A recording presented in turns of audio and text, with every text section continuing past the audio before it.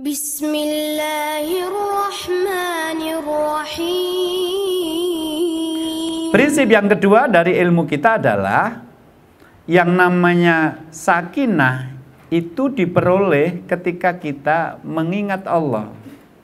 Alladzina amanu, orang-orang yang beriman itu, wa tatmainu qulubum bidzikrillah, hati mereka tenang dengan mengingat Allah. Ala bidzikrillah tatmainul qulub, ketahuilah hanya dengan mengingat Allah lah hati menjadi tenang. Di sini Allah memberikan satu berita penting. Bagaimana kita menguji keimanan kita adalah melihat apa yang kita lakukan ketika punya masalah. Kalau kita punya masalah dalam hidup, orang-orang yang beriman itu tatmainu qulubum bidzikrillah. Dia menenangkan hatinya dengan mentaati Allah, dengan mengingat Allah. Jadi kalau Anda sedang pusing, punya banyak masalah, kok baca Qurannya dipanjangin, kok bangun malam untuk tahajud, kok datang ke majelis taklim, insya Allah masih ada sisa-sisa iman dalam diri kita. Tapi begitu kita punya masalah, kok dugem, kok judi, kok minuman keras, kok pergi cari hiburan yang lain, berarti Anda tidak beriman. Jadi cari cara menyelesaikan masalah, mencari ketentraman hati ketika punya masalah itu, kita sudah tahu dia beriman atau tidak. Allah mengatakan orang beriman itu hatinya akan tenang dengan mengingat Allah. Orang yang tidak beriman, dia mengira bisa mencari ketenteraman hati dengan cara-cara yang lain. Kemudian ditutup dengan ala bidzikrillah tatmainul qulub, ketahuilah hanya dengan mengingat Allah itu menjadi tenang. Berarti yang lain-lain nanti, kalau dia misalnya selingkuh, dia minum minuman keras, dia judi, pakai narkoba, ya dia bisa tenang sesaat. Setelah nanti dia selesai dari acara itu, dia baru menyadari masalahnya tidak selesai, malah bertambah berat. Hanya dengan mengingat Allah dan menjadi tenang. Jadi kita nanti bertugas untuk menghadirkan keberkahan itu dengan cara menjadikan keluarga kita menjadi orang-orang yang ingat kepada Allah. Itulah sumber ketenangan yang sebenarnya, bukan pada uang yang banyak. Apalagi sudah nggak punya uang, nggak taat sama Allah, itu rugi banget itu dunia akhirat. Terus kemudian yang kedua prinsipnya adalah kegelisahan hati itu muncul karena dosa. Jadi Rasul pernah ditanya oleh An-Nawas bin Sam'an, dia bertanya kepada Rasulullah, mal ithmu ya Rasulullah, dosa itu apa Rasul? Maka Rasul mengatakan, al ithmu mahaka fi sodrika wa karita yatoli alinas. Dosa adalah hal-hal yang membuat hatimu gelisah dan kamu tidak ingin orang lain mengetahuinya. Informasi ini penting banget. Jadi, informasi pertama bahwa dosa itulah yang menjadi sumber gelisah. Haka fisodrika.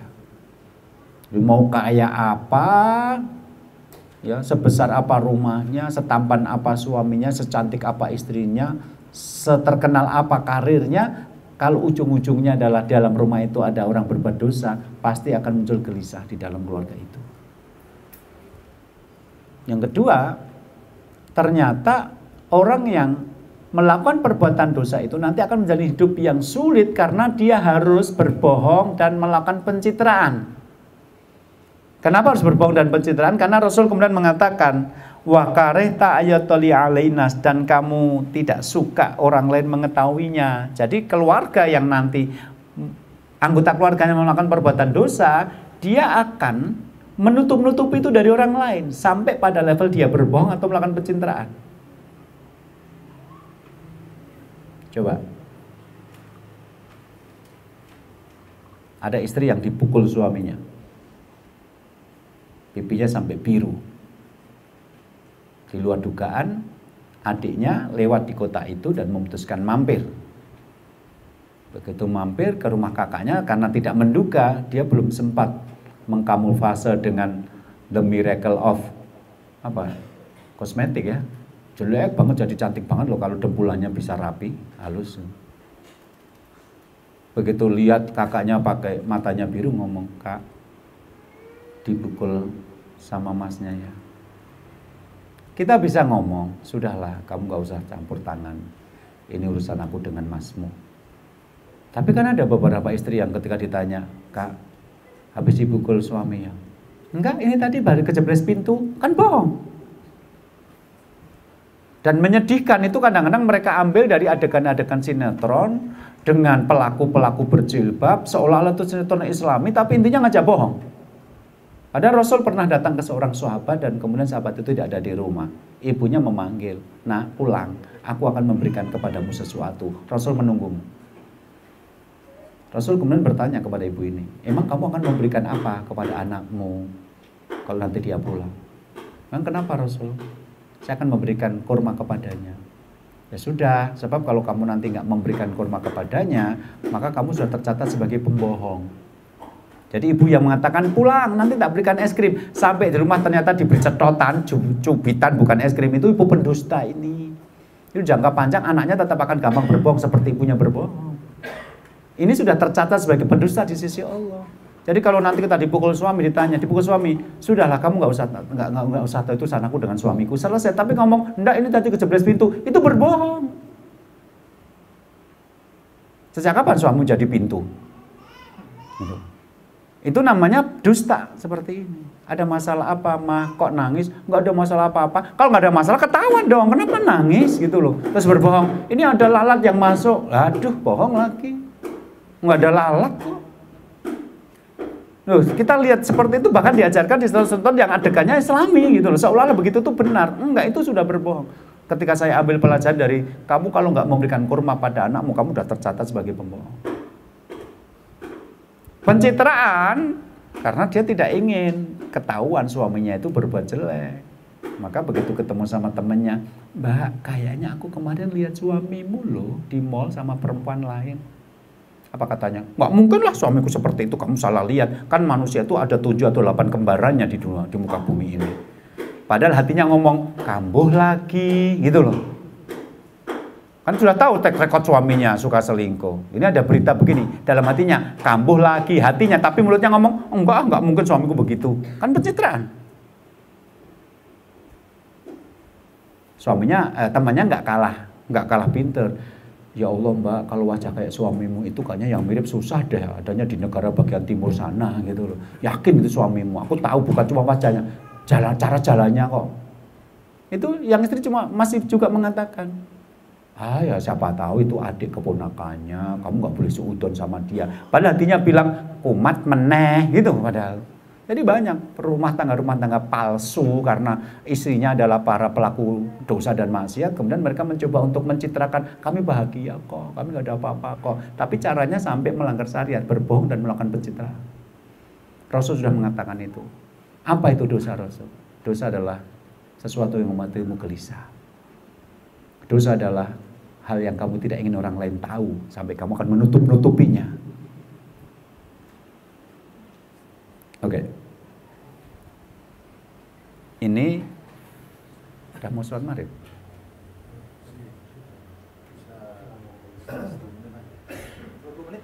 Oh, 20 menit masih bisa. Oke.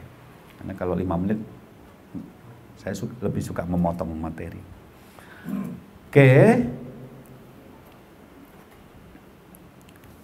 Kalau ini kualitasnya Fudail bin Iyad ya. Beliau mengatakan, "Inilah asiyallah fa'arifu dzalika fi khuluqi himari wa khadimi wa imraati wa fa'ri baiti." Sungguh ketika aku bermaksiat kepada Allah, maka aku akan mengetahui hal itu dari sikap sikap keledaiku, kemudian pembantuku, istriku, bahkan munculnya tikus di rumahku. Jadi rumahnya, "Loh kok ada tikus ya, aku habis dosa apa?" Itu kalau Fudail bin Iyad gitu loh. Sampai rumah istrinya kok, kan kadang-kadang ada keadaan di mana istri itu nggak tahu salah suaminya apa, tapi tiba-tiba malas aja senyum sama suami gitu loh. Kan ada saat-saat seperti itu. Ada suami yang lihat istrinya tuh, istrinya juga nggak melakukan kesalahan, tapi jadi malas aja mau ngobrol gitu loh. Ya udah sampai rumah ya diem aja, ganti baju, kemudian tidur. Itu sebenarnya kalau kita peka, bisa jadi karena salah satu di antara keluarga kita itu melakukan dosa. Sinyalnya membuat kita malas melakukan kebaikan atau senyum pada dia. Tapi karena kita tidak punya ilmunya, merasa biasa saja. Gitu. Saya pernah waktu itu didatangi sepasang suami istri. Si istri cerita, "Ustadz, kira-kira 8 bulan yang lalu, pada suatu malam itu saya tiba-tiba bangun, kemudian keringat dingin mengucur, detak jantung saya itu berdebar-debar. Kemudian saya berpikir, ada apa? Saya tidak menemukan jawabannya. Ada apa kok malam ini saya bangun, hati saya nggak enak, jantung saya berdebar-debar, keringat dingin keluar. Ada apa?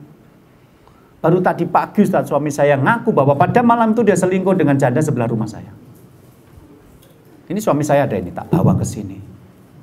Jadi kadang-kadang di rumah itu kita ada perasaan nggak nyaman. Jangan-jangan suami Anda di perempatan lampu merah sedang dada-dada sama banci kaleng gitu loh. Di istrinya di rumah neret gitu. Anda tidak tahu, tapi bahasa iman muncul ketika Hudaybiyah mengatakan, kalau aku berbuat dosa, aku bisa melihat itu dari sikap istriku kepadaku. Pembantuku kepadaku biasanya langsung memanggil pembantunya, langsung datang. Ini sampai berapa menit baru datang. Dari kuda tungganganku, jadi mau ngantar sekolah, nyalakan motor, langsung ceren. Lah kok ini dararat, gitu loh, yang peka, aku habis dosa apa sih, kok motor aja berkhianat kepadaku gitu loh. Sampai munculnya tikus di rumahku. Kok bisa ya ada tikus di rumahku padahal di Kemang Pratama ini gitu. Itu kalau Hudaybiyah langsung tahu itu karena aku berdosa. Tapi kalau orang yang nggak peka imannya kan nggak sampai ke situ. Obat tikus apa lagi yang harus dibeli sih gitu ya. Kenapa? Yang paling canggih tikusnya juga sudah imun gitu. Syukran ya Rabbi, syukran hadaita qalbi.